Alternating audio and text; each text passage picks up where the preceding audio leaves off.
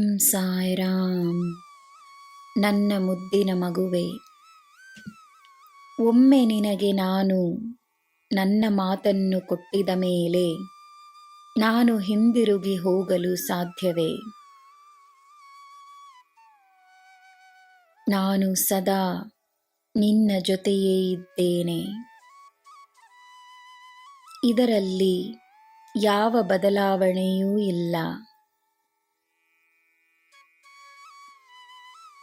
ಸತ್ಯಕ್ಕೆ ಹಲವಾರು ರೂಪಗಳಿವೆ. ರೂಪಗಳು ಬೇರೆ ಬೇರೆ ಇದ್ದರೂ ಸತ್ಯ ಬದಲಾಗುವುದಿಲ್ಲ.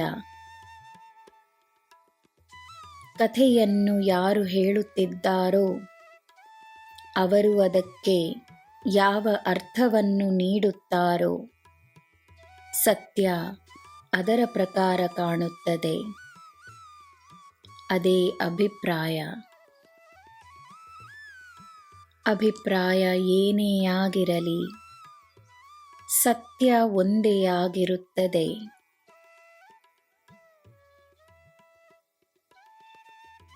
ಭಿನ್ನ ಅಭಿಪ್ರಾಯಗಳಿಂದ ತೊಂದರೆಯುಂಟಾದರೆ ಒಂದು ಕ್ಷಣ ಶಾಂತವಾಗಿ ಯೋಚಿಸು.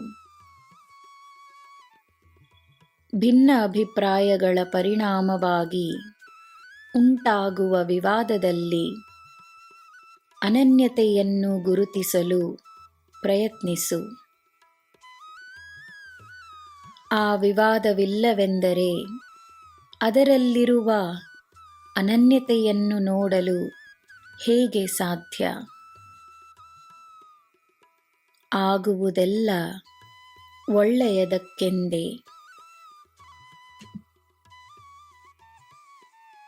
ತನ್ನ ವಯಸ್ಸಿಗಿಂತ ಚಿಕ್ಕವರನ್ನು ನಿನ್ನ ಕುಟುಂಬದ, ನಿನ್ನ ಸಮಾಜದ, ನಿನ್ನ ದೇಶದ ಭವಿಷ್ಯವೆಂದು ನೀನು ನೋಡಿದರೆ ಅವರಿಗೋಸ್ಕರ ನೀನು ಏನಾದರೂ ಮಾಡಬೇಕೆಂಬುವ ಭಾವನೆಯುಂಟಾಗುತ್ತದೆ.